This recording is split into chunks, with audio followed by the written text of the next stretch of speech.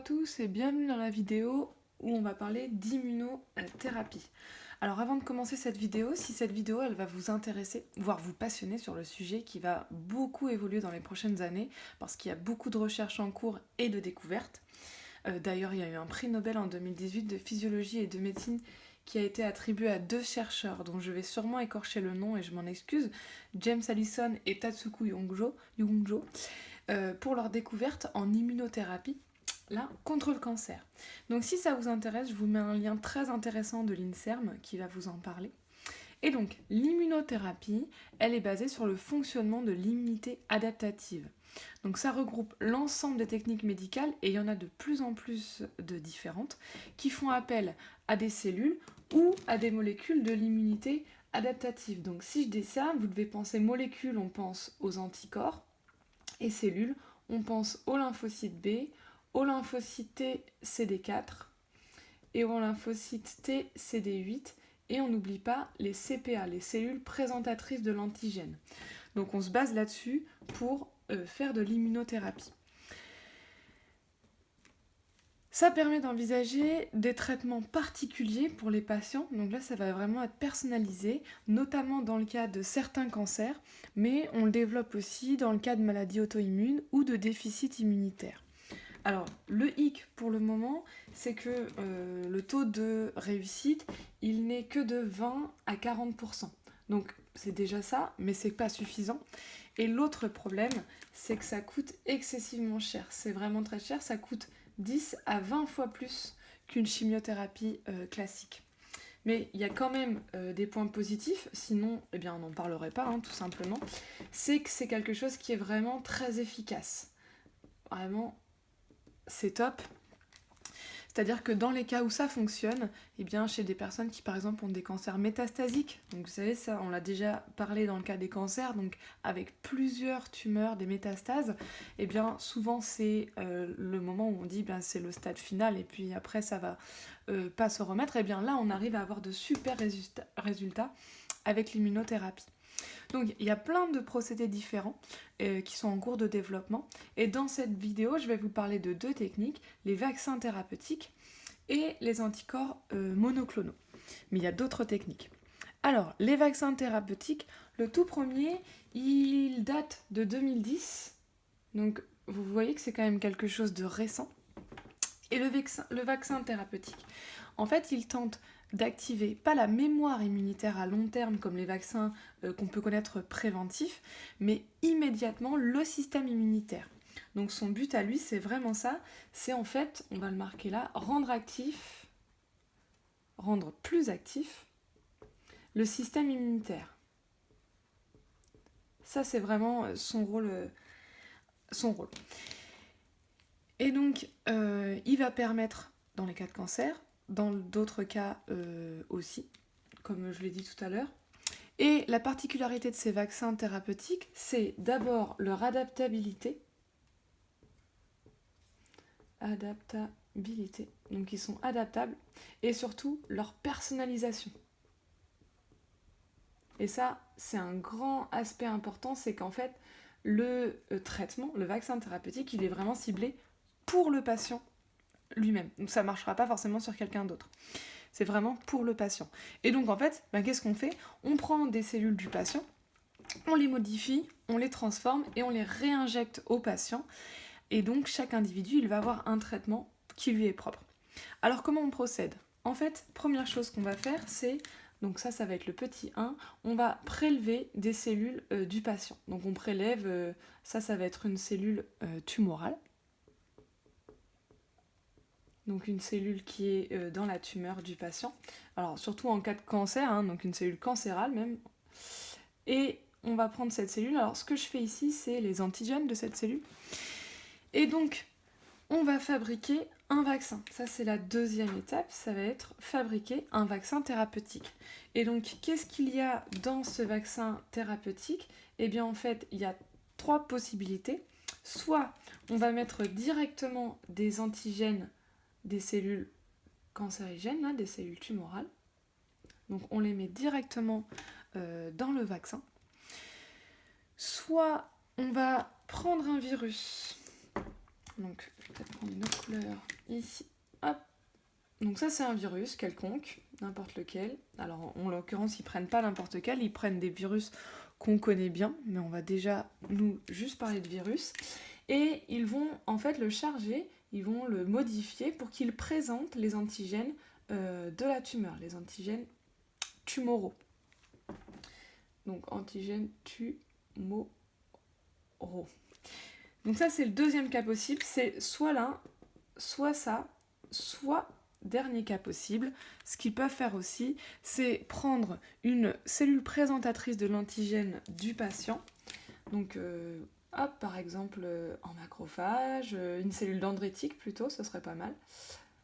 Donc une cellule qui va présenter l'antigène. Je vous rappelle que les cellules présentatrices d'antigènes, c'est celles qui par phagocytose vont absorber les agents pathogènes, et ensuite, à leur surface, grâce aux récepteurs qu'elles possèdent, elles vont présenter les antigènes. Ben là, c'est nous qui allons leur intégrer les antigènes qui nous intéressent, les antigènes sur lesquels on voudrait que le système immunitaire du patient, il se défende. Donc ça, c'est une CPA, une cellule présentatrice de l'antigène. Et donc, ça, on va ajouter une dernière chose, donc il y a et ça, et deuxième chose, des molécules qu'on va appeler des immunomodulateurs.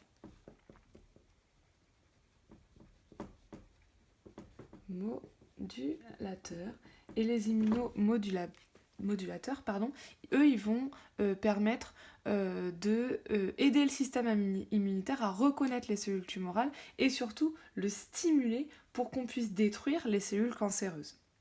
Et donc, dernière étape, alors j'ai beaucoup abrégé, je ne vous dis pas comment on fait à chaque fois, mais dernière étape, on injecte le vaccin dans un endroit sain du patient, là où il n'y a pas de problème, et puis ensuite, on va avoir la réaction du corps. Et donc, quelles sont les réactions qu'on va avoir ? Eh bien, première chose, les antigènes des cellules tumorales qui sont rendus inoffensifs, là, que vous avez ici, ils vont entraîner une action du système immunitaire, c'est-à-dire que des macrophages qui vont passer ou des lymphocytes qui vont passer par là, ils vont reconnaître les antigènes. Donc, par exemple, ici, il y a un lymphocyte, mais vous en avez d'autres qui vont s'activer et agir. Ça, c'est la première chose. Deuxième chose, les modulateurs, les immunomodulateurs que vous avez intégrés dedans, eux, ils vont stimuler le système immunitaire, c'est-à-dire que vraiment, ils vont le forcer à travailler un petit peu plus. Et enfin, dernière action, les lymphocytes T qui sont stimulés, donc par, tout simplement, ces immunomodulateurs, entre autres, eh bien, ces lymphocytes T qui circulent. Alors là, on va parler de lymphocytes TC, les lymphocytes T cytotoxiques. Je vous rappelle qu'on l'a vu ensemble, comment les lymphocytes T cytotoxiques ils sont produits. Eh bien, ils sont produits lors de la différenciation des lymphocytes TCD8, lymphocytes T8. Et donc, les lymphocytes T cytotoxiques, ils vont ensuite aller sur la cellule cancéreuse, que maintenant ils savent reconnaître grâce au vaccin thérapeutique, et ils vont détruire la cellule. Donc, effectivement, ce qui se passe ici, c'est qu'on va avoir une mort des cellules tumorales. Et donc forcément, pour le patient, c'est top. Dans le deuxième cas, le cas des anticorps monoclonaux. Déjà, pour comprendre ce que c'est qu'un anticorps monoclonal, il faut se souvenir de ce que c'est qu'un anticorps. Un anticorps, vous le savez, c'est une grosse molécule, une grosse protéine qui est composée de 4 chaînes. 2 chaînes lourdes au milieu et 2 chaînes légères. Et ces chaînes, elles sont reliées par des ponts disulfure. Et là, vous avez le schéma très simplifié d'un anticorps. Pour rappel, dans un anticorps, vous avez une partie qui va être constante et vous avez une partie ici qui est la partie variable. Et ici, vous avez la partie constante. Pareil ici, sur chaque chaîne, vous avez une partie variable et une partie constante. Et donc, qu'est-ce qu'un anticorps monoclonal ? Un anticorps monoclonal, c'est un anticorps qui est produit par une même lignée de plasmocytes. Plasmocytes, je vous rappelle que ce sont les cellules différenciées des lymphocytes B qui se mettent à produire des anticorps. Donc les anticorps monoclonaux, ils sont produits par une même lignée de plasmocytes, ce que je viens de vous dire, et ils sont spécifiques ici d'un déterminant antigénique, donc d'un épitope d'un antigène. Mais comme tous les anticorps, mais en tout cas on va prendre des anticorps qui vont être spécifiques des antigènes ici présentés par le patient. Et donc, première chose qu'on va faire, c'est on va fabriquer plein d'anticorps monoclonaux. Ça, c'est la première étape. Donc, on va regarder ce qu'on a besoin chez le patient. On va en fait prélever la cellule tumorale et on va s'adapter. On va produire des anticorps antigènes, enfin anti-antigènes des cellules tumorales. Donc, on fait plein d'anticorps monoclonaux. Et ensuite, ces anticorps monoclonaux, on les met chez le patient. On les injecte par voie intraveineuse et même chose qu'ici, il va y avoir une réponse immunitaire et donc la réponse en 3, c'est celle-ci. Vos anticorps, ils vont se fixer sur les cellules tumorales qu'ils savent reconnaître puisqu'ils ont été fabriqués pour se fixer sur ces antigènes présentés par les cellules qui sont cancéreuses. Et donc, ça ne va pas arrêter le cancer, par contre, ça va bloquer les cellules. Donc ici, vos cellules, elles sont bloquées. Alors ça bloque que les cellules cancéreuses, parce que du coup, vos cellules normales, elles ne présentent pas ces antigènes-là. Donc on ne peut pas les toucher en faisant ça. Et effectivement, du coup, ça va surtout permettre d'arrêter ou diminuer la croissance de la tumeur. Donc là, ça ne permet pas tout seul une guérison, mais ça permet d'arrêter la croissance en cours. Donc si c'est très tôt, après on peut effectivement procéder à d'autres méthodes pour l'enlever. Et sinon, ça permet d'éviter sa croissance. Donc ça, c'est 2 méthodes de l'immunothérapie. Vous devez plutôt connaître en première spécialité déjà ce que c'est que l'immunothérapie, donc le fait de se baser sur le système immunitaire et surtout sur l'immunité adaptative pour engager des traitements vers le cancer ou vers d'autres types de maladies, les maladies auto-immunes ou les déficits immunitaires. Et il y a plusieurs méthodes, en tout cas vous retenez que les 2, c'est celles qui sont les plus répandues pour l'instant, le vaccin thérapeutique, d'où le but est de tuer les cellules tumorales avec des lymphocytes T cytotoxiques qu'on aura un petit peu stimulés, ou les anticorps monoclonaux qui vont permettre de bloquer les cellules immunitaires en formant des complexes où les anticorps se fixent sur les cellules tumorales. Voilà.